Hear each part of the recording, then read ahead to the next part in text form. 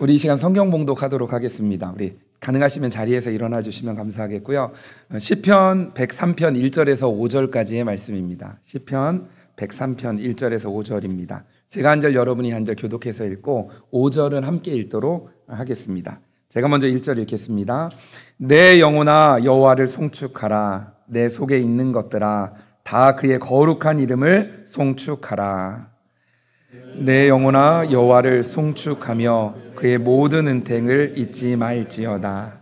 그가 내 모든 죄악을 사하시며 내 모든 병을 고치시며 내 생명을 파멸해서 속량하시고 인자와 긍휼로 간을 씌우시며 5절 다 같이 읽겠습니다. 좋은 것으로 내 소원을 만족하게 하사 내 청춘을 독수리같이 새롭게 하시는도다. 아멘. 하나님의 말씀입니다. 아멘. 우리 자리에 앉으시겠습니다. 우리는 지금 사순절을 지나가고 있습니다. 우리는 계속 얘기하지만 사순절은 예수님의 고난을 기억하고 또 그 가운데 감사하면서 이 시간을 보냅니다. 우리가 이제 사순절 기간 동안에 하는 세 가지 금식, 그 다음에 기도, 구제와 봉사 이렇게 이야기를 했었죠. 그러면서 그 시간들을 통해서 예수님의 십자가의 고난 또 묵상하면서 또 그리고 그 가운데 나아가는 거죠. 또 그리고 이제 우리 안에 받은 그 사랑을 우리로만 가지고 있는 게 아니라 또 주변에 있는 사람들에게 또 봉사로 구제로 이렇게 나타내는 그런 부분들을 통해서 더 의미 있는 또 그리고 아까 기도 중에도 또 장로님 말씀하셨지만 우리가 이제 부활주일 2025년 부활주일은 우리에게 있어서 또 다른 의미의 또 하나님께서 주시는 처음이고 마지막이고 또 의미 있는 그런 시간들로 부활절이 준비되면 좋겠다라는 생각들이 듭니다. 여러분의 삶 속에서 이렇게 지내고 있는 그런 부분 속에서 여러분 어떻게 금식하고 계십니까? 기도하고 계십니까? 혹시 구제나 봉사 이렇게 하고 계십니까? 우리의 삶 속에서 이제 그런 부분들을 하나씩 해 나아가면서 그 가운데 주시는 은혜들을 누리셨으면 좋겠습니다. 오늘은 사순절 기간 중에 세 번째 주일 예배입니다. 지난주에 우리가 시편 27편 말씀을 함께 같이 보았죠. 그러면서 이제 한 주간을 지내왔을 텐데 우리 한번 시편 27편 4절 말씀 우리 한번 같이 한번 화면 보시면서 우리 한번 같이 한번 읽어볼까요? 자, 시작. 내가 여호와께 바라는 한 가지 일 그것을 구하리니 곧 내가 내 평생에 여호와의 집에 살면서 여호와의 아름다움을 바라보며 그의 성전에서 사모하는 그것이라. 아멘. 내가 여호와께 바라는 한 가지, 그러니까 다윗이 바라는 한 가지가 뭐냐면 내 평생에 여호와의 집에 살면서 그 여호와의 아름다움을 바라보고 또 그 가운데 사모하며 나아가는 그것이라고 이야기하죠. 그러니까 예배하는 것, 하나님을 예배하며 사는 것, 그것이 이제 우리가 이제 바라보며 나아가야 될 부분이죠. 우리가 지난주 그런 얘기했죠. 예배는 뭐라고 얘기했죠? 예배는 뭐라고요? 예배는 국력이다. 그죠? 기억하시네요. 예배는 국력이다. 이제 이런 표현을 했죠. 예배는 국력이다. 그러니까 예배를 통해 우리 자신 또 그리고 가정 또 교회 국가가 새 힘을 얻는 원동력이 되어지는 거죠. 그러니까 예배를 통해 하나님께 영광을 돌리고 또 그 가운데 하나님이 주시는 은혜가 우리 안에 있기에 예배의 감격 가운데 예배 회복 가운데 우리의 삶을 살아가게 되어지는 거죠. 우리 안에 예배의 회복이 또 예배의 감격이 우리 가운데 늘 넘쳐나기를 소망합니다.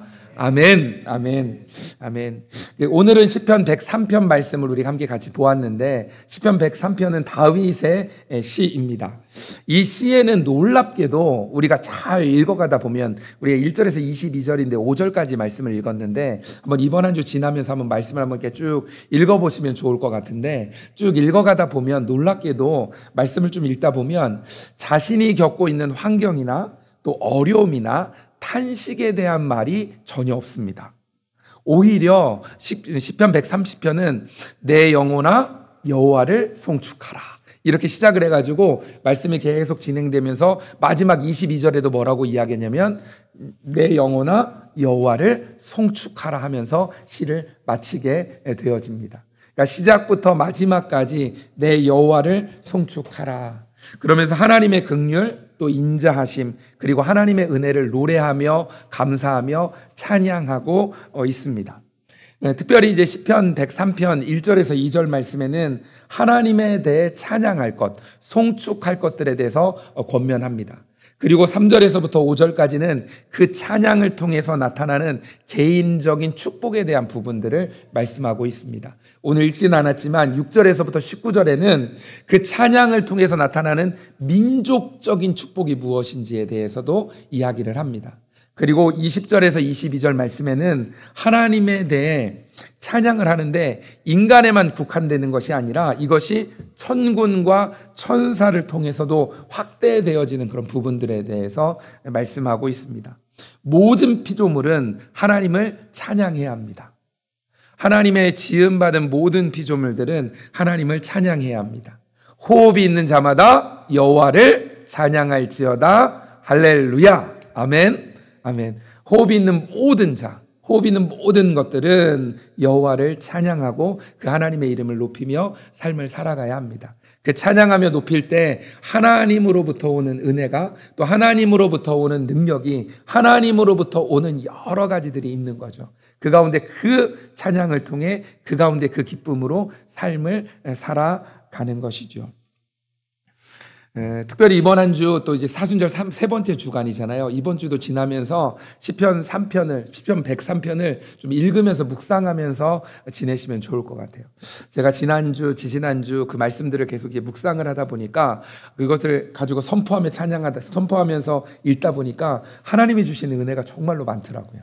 하나님이 내 삶 가운데 함께 하시고 또 인도해 주시고 나의 피난처가 되시고 나의 요새가 되어 주시는 그 하나님이 내 삶 가운데 딱 함께 하셔가지고 지켜주시는 것들, 또 그리고 순간순간 여러 가지 일들 속에서, 또 고난 속에서 힘든 일들 속에서도 그것들을 이길 수 있는 힘들을 주시는 것들을 참 많이 느끼게 되었는데, 이번 주는 특별히 103편을 계속 읽어가면서 묵상하면서 나도 함께 하나님의 이름을 찬양하고 그 여호와의 이름을 송축하는 은혜가 한 주 가운데 가득 넘쳐나시기를 축복합니다.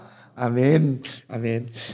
다윗이 지은 시편 103편, 이 말씀을 조금 더 구체적으로 좀 살펴보려고 합니다. 1절, 2절 말씀을 먼저 좀 보았으면 좋겠는데요. 우리 1절, 2절 말씀 우리가 같이 한번 읽어볼까요? 시작. 내 영혼아 여호와를 송축하라. 내 속에 있는 것들아 다 그의 거룩한 이름을 송축하라. 내 영혼아 여호와를 송축하며 지어다. 아멘, 아멘. 탄식을 찬양으로 바꾸는 비결이 시편 103편에는 나와 있습니다. 탄식이 뭐로 바뀌냐면 찬양으로 바뀌는 비결.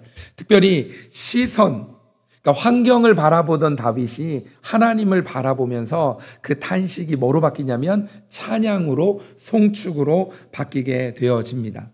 우리 시선이라는 찬양 있죠. 시선이라는 찬양. 시선이라는 찬양의 가사에 보면 이런 가사가 있죠. 내게로부터 눈을 들어 주를 보기 시작할 때 주의 일을 보겠네.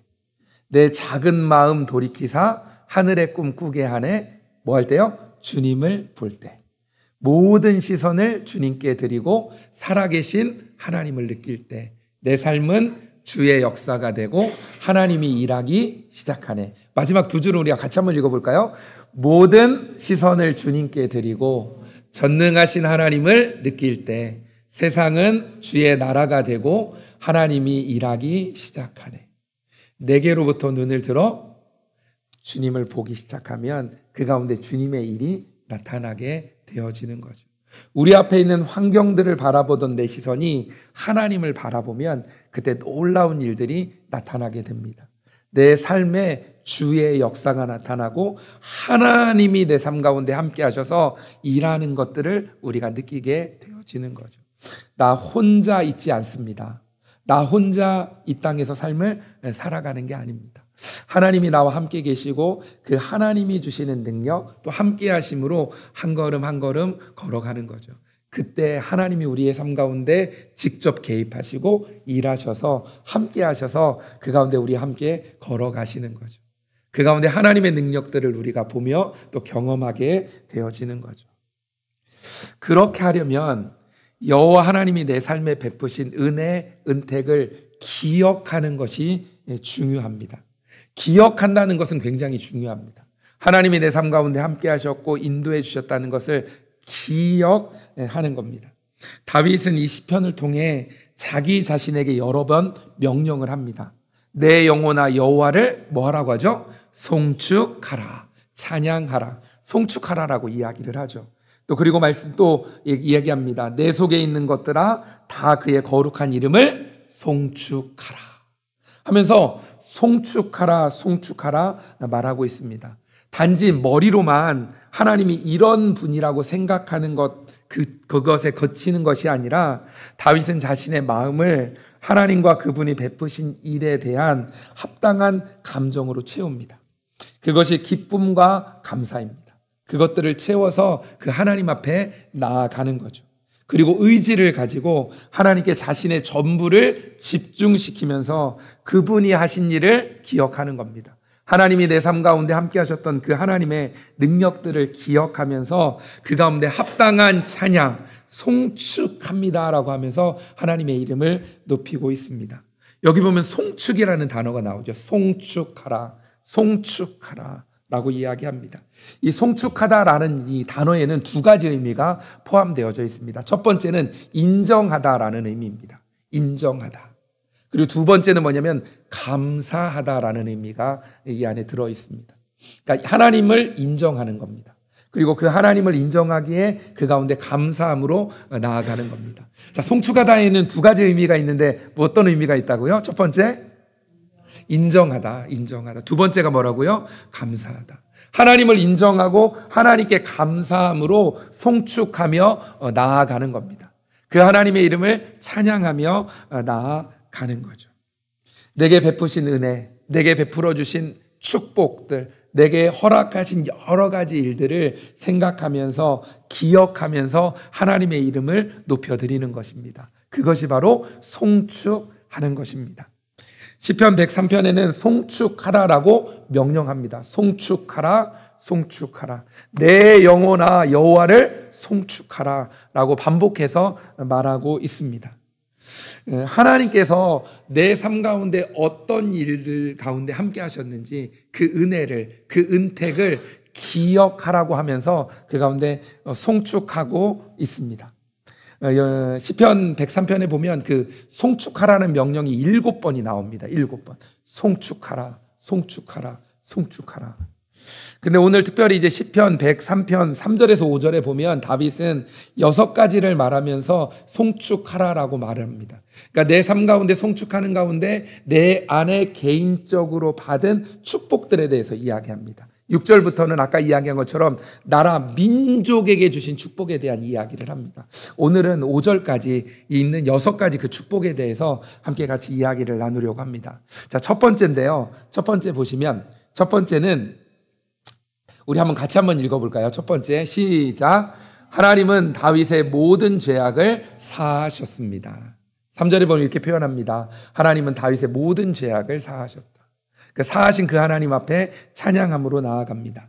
다윗이 얼마나 하나님 앞에 많은 죄를, 심각한 죄를 범했습니까?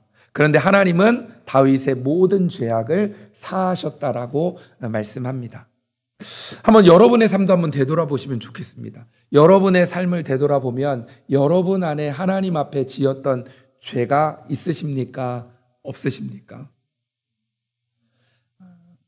우리가 삶을 살아오면서 많은 일들이 아마 있었을 겁니다. 내 안에 있었던 여러 가지 잘못된 것도 있고 하나님을 신뢰하지 못하고 행동했던 것들도 있고 여러 가지 부분들이 아마 있었을 겁니다. 하나님 앞에 우리가 잘못되어진 방향으로 때로는 잘못된 일들을 행했던 여러 가지 부분들이 있을 겁니다. 하나님의 공의로우심을 보면 하나님은 공의롭게 행하시는 분이시잖아요.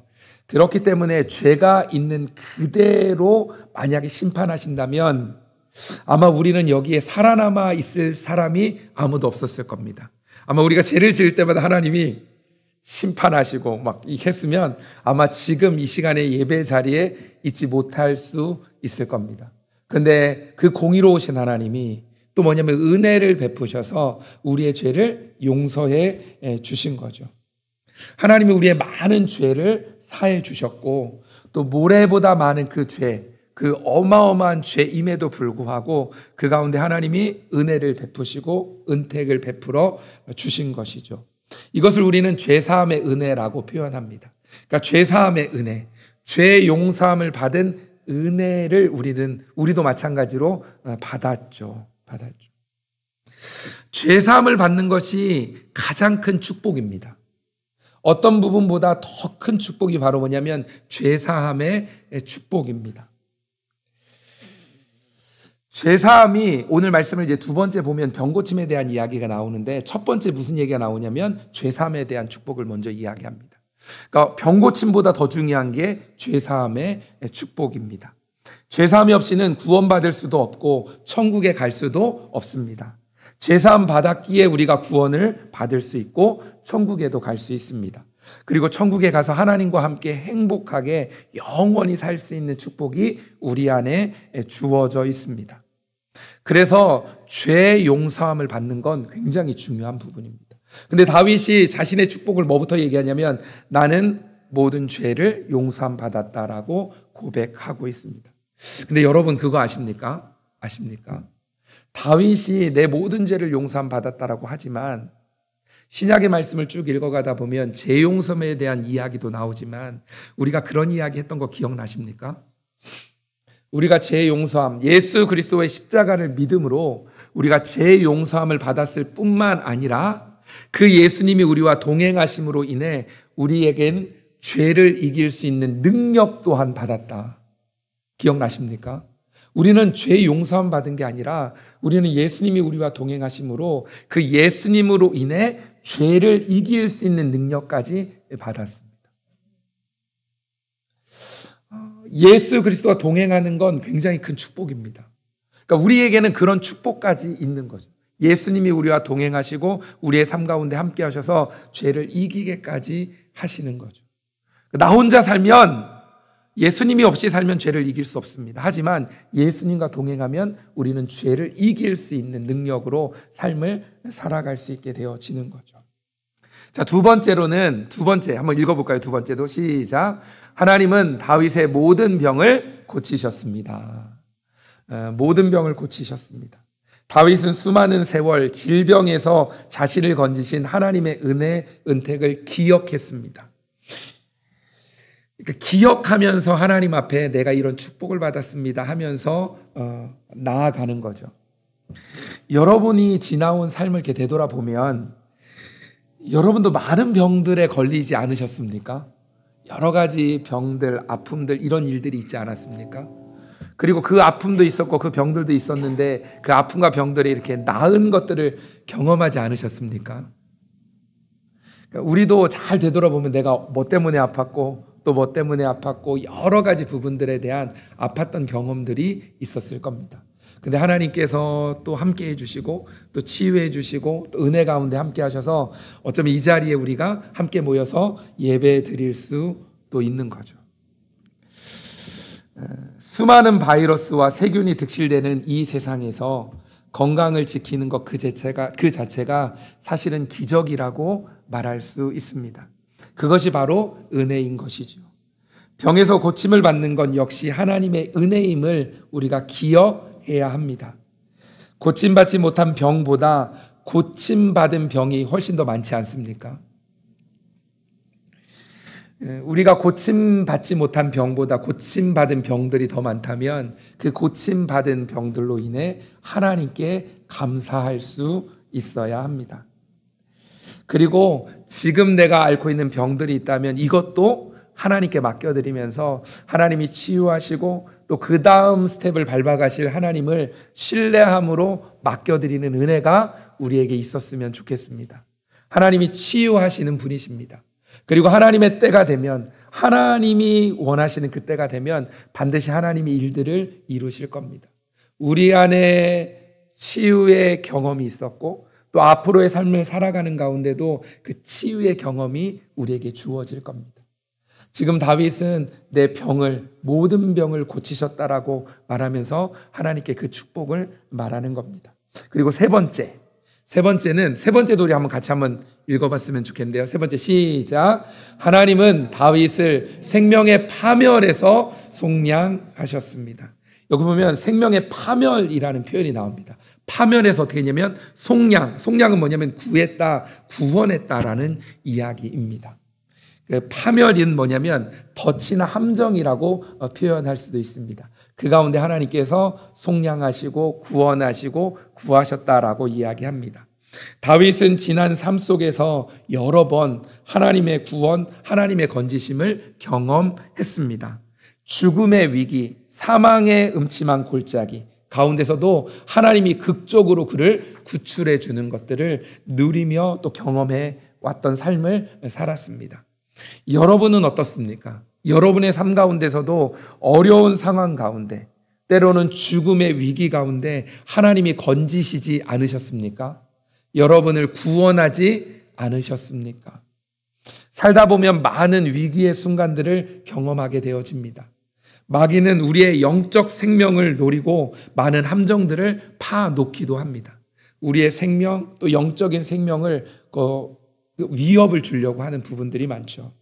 그래서 때로는 정욕의 함정을 파놓기도 하고, 탐욕의 함정을 파놓기도 하고, 때로는 돈의 함정을 파놓기도 합니다. 때로는 도박의 함정, 때로는 음란물의 함정을 파놓기도 합니다. 그 함정들을 통해서 파멸되도록 이끌어 가려고 하는 거죠. 마귀의 세력은 만만치 않습니다. 우리가 삶을 살아가면서 정말로 강하게 우리를 유혹하기도 하고 우리를 그 함정 가운데 빠뜨리기도 합니다.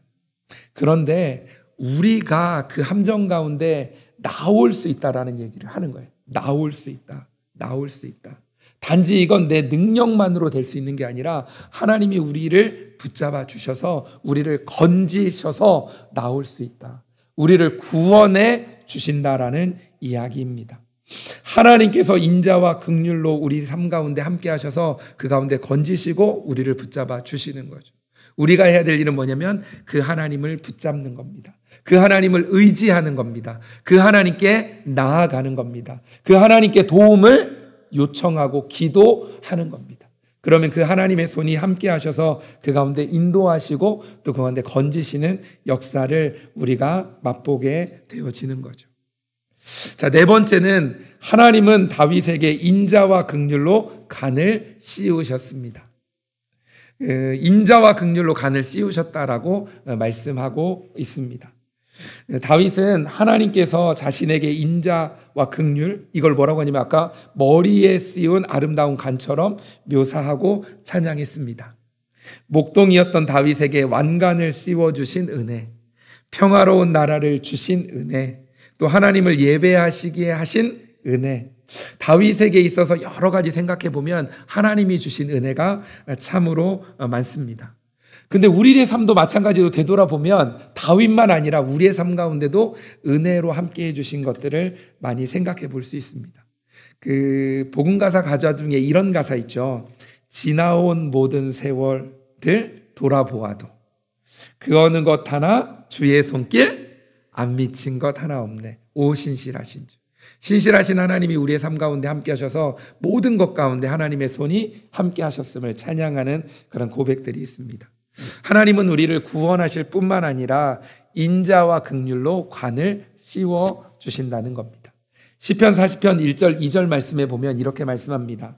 내가 여호와를 기다렸더니 귀를 기울이사 나의 부르짖음을 들으셨도다.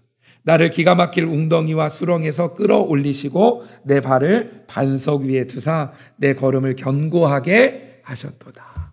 이것도 다윗의 고백입니다. 하나님 앞에 고백하며 나아갑니다. 내가 여호와를 기다렸더니 그 가운데 나의 부르짖음을 하나님이 들으셨다라고 고백하면서 2절에 이렇게 말하는 거죠. 나를 기가 막힐 웅덩이와 수렁에서 끌어올리시고, 여기 보면 기가 막힐 웅덩이에 빠졌는데 기가 막힐 웅덩이. 여러분의 삶 가운데도 그런 일 있지 않습니까? 기가 막힐 어려움 가운데 빠져 있을 때가 있지 않습니까? 그리고 수렁이라고 표현하잖아요. 수렁은 늪과 같은 겁니다. 늪 이런 데 빠지면 움직이면 안 됩니다. 움직이면 움직일수록 더 빠져 들어가게 되어집니다. 그때는 내가 스스로 나올 수 있는 게 아니라 누군가 외부에서 나를 끌어내 주어야 됩니다. 2절에 이렇게 말씀하는 거죠. 나를 기가 막힐 웅덩이와 수렁에서 어떻게 해요? 끌어올리시고. 하나님이 끌어올리시는 겁니다. 그리고 어디에다가 올려두세요? 내 발을 반석 위에 두사. 내 걸음을 견고하게 하셨도다. 단지 건지시는 것으로 끝나는 게 아니라 반석 위에 두셔서 우리가 견고하게 삶을 살아갈 수 있도록 인도해 주신다는 거죠. 다윗이 이렇게 고백을 하는 겁니다. 하나님이 건지시고 그리고 반석 위에 두시고 견고하게 삶을 살아갈 수 있도록 인도해 주시는 거죠. 하나님이 마찬가지로 우리의 삶 가운데도 이렇게 인도해 주시는 분입니다. 반석 위에 두시는 것처럼 우리를 반석 위에 두시고 견고하게 삶을 살아가게 하시고 그리고 다른 사람으로부터 머리 가운데 높이셔서 아까 이야기한 걸로 얘기하면 인자와 긍휼로 간을 씌우셔서 그 가운데 높이 세우십니다. 그리고 다섯 번째는 이렇게 말하죠. 다섯 번째 한번 같이 읽어볼까요? 시작. 하나님은 좋은 것으로 다윗의 소원을 만족하게 하셨습니다. 하나님은 좋은 것으로 다윗의 소원을 만족하게 하셨습니다. 다윗이 원하는 그 좋은 것, 그것으로 다윗을 만족하게 하셨다라고 얘기합니다. 우리의 삶도 잘 생각해 보십시오. 하나님이 좋은 것으로 우리의 삶 가운데 인도해 주지 않으셨습니까? 그리고 우리의 소원을 하나님 안에서 품고 있을 때 그 가운데 만족하게 하셨던 일들이 우리 안에도 있을 겁니다. 그리고 여섯 번째는 같이 읽을게요. 시작. 하나님은 다윗의 청춘을 독수리같이 새롭게 하셨습니다. 독수리는 모든 새 중에 왕이다라는 이야기를 하죠. 폭풍우가 오면 참새들은 보금자리를 찾아 숨습니다. 그러나 독수리는 어깨와 날개를 활짝 펴고 얼마나 강한지 폭풍을 뚫고 구만리 장천을 솟아올라 태풍을 아래에 두고 태양빛을 받으며 잔잔하게 창공을 유유히 날아가는 새입니다. 그리고 독수리는 태양을 응시하여 일직선으로 돌진해 날아가는 유일한 새이기도 합니다. 그 태양을 정면으로 바라보면서 몸에 에너지를 받고 이렇게 날아가는 새다라고 표현을 합니다. 다윗의 청춘을 어떻게 해요? 독수리같이 새롭게 하셨다라고 이야기합니다. 이사야 40장 31절에 보면 이런 말씀 있죠. 오직 여호와를 앙망하는 자는 새 힘을 얻으리니 독수리가 날개치며 올라감 같을 것이요 다른 박질하여도 곤비하지 아니하겠고 걸어가도 피곤하지 아니하리로다. 어떤 사람에게요? 오직 여호와를 앙망하는 자. 여호와를 앙망하고 여호와를 바라보고 여호와를 간절히 바라보며 삶을 살아가는 자는 독수리같이 날개를 치며 올라감 같을 것이다 라고 말씀하고 있습니다. 다윗은 이렇게 하나님으로부터 얻는 새 힘을 가지고 살아간 겁니다. 그러니까 놀라운 삶을 살아갈 수밖에 없는 것이지요. 하나님과 함께하는 다윗은 하나님으로 인해 달라질 수밖에 없는 겁니다. 우리의 삶이 변하고 우리의 삶이 달라지는 것도 하나님이 우리와 함께 하실 때, 함께 하시기 때문에 우리의 삶이 변화될 수 있는 거죠. 탄식을 찬양으로 바꾸는 비결은 하나님과 그분의 은혜를 뭐 하는 것이다? 기억하는 것입니다. 하나님이 내 삶 가운데 함께 하셨던 그 은혜를 기억하는 겁니다. 우리가 어렵고 힘든 상황 속에서도 탄식으로 끝나고 낙심으로 끝나는 게 아니라 찬양으로 나아가려면 우리 삶 가운데 함께 하셨던 하나님을 기억하는 겁니다. 하나님이 그때 내 삶 가운데 함께 하셔서 나를 이렇게 일으켜 세우셨지. 내가 낙심 가운데 있을 때 하나님이 나를 끌어올리셨지. 기가 막힐 웅덩이와 수렁에 있을 때 하나님이 나를 들어 올리셨지. 그러니까 우리의 삶에 역사하셨던 그 하나님을 기억하는 겁니다. 기억하고 그 하나님을 송축하며 삶을 살아가는 거죠. 그래서 우리는 정기적으로 하나님을 기억하는 것이 필요합니다. 하나님이 베푸신 복을 적어보기도 하고 감사하는 시간으로 보내는 것들이 필요합니다. 그리고 자신에게 명령하십시오. 그 기억들, 그 체험들을 생각하면서 송축하라. 내 영혼아 여호와를 송축하라 명령하면서 하나님의 그것들을 기억하는 거죠. 그러면 우리의 삶이 새로워지고 다시 일어나게 되어지고 그 가운데 힘을 내어 삶을 살아가게 될 겁니다. 마지막으로 한번 보여주시겠습니까? 우리 영적 침해 이 부분으로 같이 한번 읽어볼까요? 시작. 영적 침해만큼 그리스도인의 삶을 위험에 빠뜨리는 질병은 없습니다. 기억하지 않으면 감사할 수 없고 감사하지 않으면 진정으로 찬양할 수 없습니다. 여러분 혹시 영적 침해라는 말 들어보셨습니까? 영적 침해. 우리가 하나님으로부터 받았던 은혜들이 있죠. 하나님이 우리의 삶 가운데 함께 하셔서 나를 붙들어 주셨던 은혜. 그것들을 잊어버리면 안 됩니다. 잊어버리면 안 됩니다. 영적 침해만큼 그리스도의 삶을 위험에 빠뜨리는 질병은 없습니다. 기억하는 거죠.